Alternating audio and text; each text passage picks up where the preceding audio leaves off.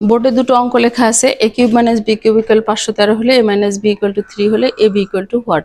তো ab এর মান বের করার জন্য আমরা এখান থেকে এটা সূত্রে ফেলবো। সূত্রে ফেললে আমরা কি পাই? a cube minus b cube equal to a minus b whole cube plus 3ab into a minus b।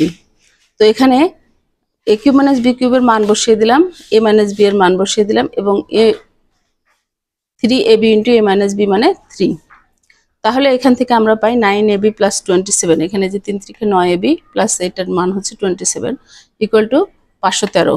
তার মানে ab ইকুয়াল টু 513 মাইনাস 27 ভাগ হচ্ছে 9, তার মানে 486 ভাগ 9 ইকুয়াল টু 54, অর্থাৎ ab ইকুয়াল টু 54।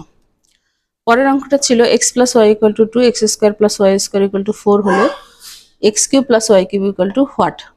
তো এখান থেকে x কিউব প্লাস y কিউবের মান বের করতে হলে আমাদের কিন্তু x y এর মান লাগবে, যেটা দেওয়া নাই। তো আমরা কিন্তু এখান থেকে x y এর মান বের করে নিতে পারবো, কারণ এইটা সমান সমান আমরা কি লিখতে পারি? x plus y whole square minus 2xy equal 4। আচ্ছা, তাহলে কি হলো? এখানে x প্লাস y হচ্ছে 2, তার বর্গ মানে 4, মাইনাস 2xy ইকুয়াল 4। তো এই 4 এদিকে আসলে মাইনাস হয়ে যাবে, 4 মাইনাস 4 ইকুয়াল এটা এদিকে গেলে প্লাস হয়ে গেল 2xy। তাহলে লিখতে পারি 2xy equal to 0, xy equal to 0।